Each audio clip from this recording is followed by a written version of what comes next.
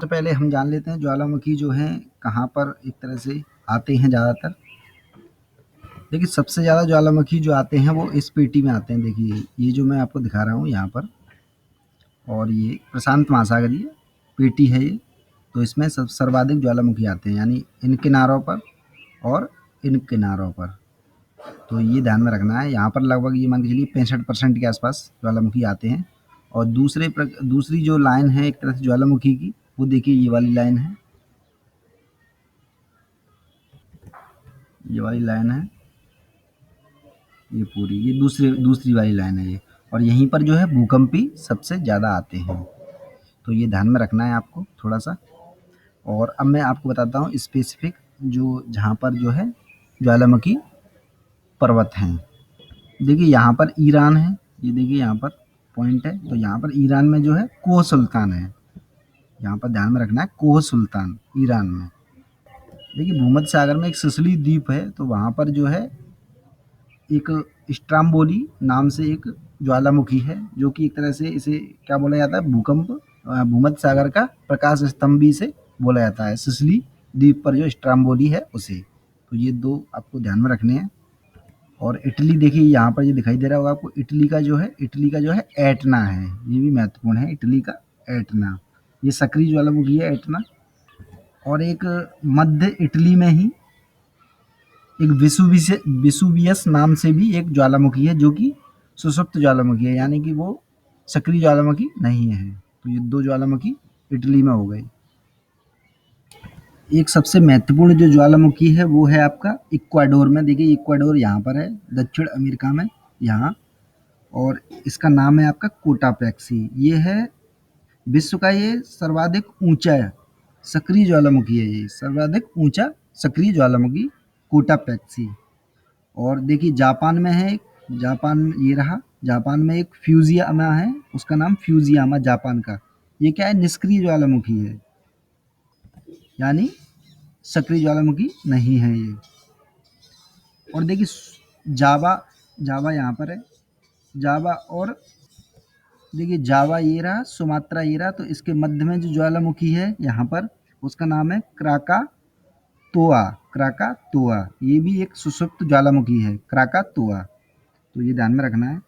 और इक्वाडोर में ही देखिए, इक्वाडोर चलते हैं। देखिए ये रहा इक्वाडोर, यहीं जहाँ पर विश्व का सबसे ऊंचा ज्वालामुखी था कोटापेक्सी, वहीं पर चिम्बारोज ज्वालामुखी है, यहीं पर चिम्बारोज ज्वालामुखी। तो ये ध्यान में रखना है, चिम्बारोज ज्वालामुखी कहाँ है, ये शांत ज्वालामुखी है, इक्वाडोर में ही है ये। देखिए म्यांमार में, म्यांमार यहाँ है। देखिए म्यांमार में एक ज्वालामुखी है जिसका नाम है माउंट पोपा, माउंट पोपा। तो ये शांत ज्वालामुखी है म्यांमार में। देखिए दक्षिण अमेरिका में यहाँ पर ये चिली है।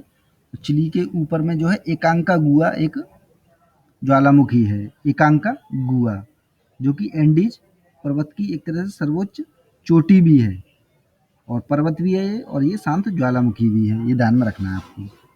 देखिए आपको यहाँ पर आइसलैंड दिखाई दे रहा है, ये रहा, देखिए मैं दिखा देता हूँ, ये रहा आइसलैंड। यहाँ पर एक महत्वपूर्ण ज्वालामुखी है आइसलैंड में, माउंट हेल्का व लाकी। दो ज्वालामुखी है यहाँ पर, माउंट हेल्का व लाकी। तो ये ध्यान में रखना है। देखिए यहाँ पे तंजानिया है, तंजानिया यहाँ पर। तो तंजानिया में ही कौन सा ज्वालामुखी है, किलिमंजारो, जो कि एक तरह से अफ्रीका की सबसे उच्च श्रेणी भी है, उच्च पर्वत श्रेणी भी है। और ये जो है सुप्त ज्वालामुखी है, यानी यहाँ पर अब उद्गार नहीं होता है। और इसके बारे में एक फैक्ट और फेमस है कि विश्व का सबसे ऊंचा स्वतंत्र खड़ा पर्वत है ये, यानी स्वतंत्र खड़ा पर्वत। तो ये आपको थोड़ा सा दिमाग में रखना है। देखिए प्रशांत महासागर में यहाँ पर हवाई द्वीप है, हवाई द्वीप। तो हवाई द्वीप में जो एक महत्वपूर्ण जो मोनोलोआ ज्वालामुखी है, वो आपका यहाँ पर स्थित है। ये हवाई द्वीप है, कई सारे द्वीप हैं यहाँ पर अमेरिका के, इधर की साइड भी हैं यहाँ पर। देखिए यहाँ भी है और यहाँ भी है। तो इसी में से एक पर मोनोलोआ ज्वालामुखी है, यूएसए के अंडर में आता है ये हवाई द्वीप, आपको पता होगा। देखिए यूरोप में, देखिए यहाँ पर यूरोप में एक तरह से अल्बुर्ज पर्वत श्रेणी है, पर्वत श्रेणी अल्बुर्ज। तो इसकी जो सबसे ऊंची चोटी है देव देम देम बंद, देम बंद। तो ये आपको ध्यान में रखना है, ये शांत ज्वालामुखी है यहाँ पर। तो ये महत्वपूर्ण ज्वालामुखी है जो मैंने आपको बता दी है, जहाँ से क्वेश्चन बनने की संभावना होती है, फैक्चुअल आ जाए, चाहे आपसे एक तरह से लोकेट करने के लिए पूछ ले, चाहे मैचिंग करने के लिए आ जाए, तो आप जहाँ तक है इस क्वेश्चन को हल कर देंगे। और जिन्होंने अब तक पुराने वीडियो नहीं देखे हैं ज्योग्राफी पर, उनकी स्क्रीन पर आ चुके होंगे वीडियो, देख लें उन्हें। और जिन्होंने सब्सक्राइब नहीं किया अब तक, सब्सक्राइब कर लें, क्योंकि आने वाले समय में ऐसे ही वीडियो आते रहेंगे।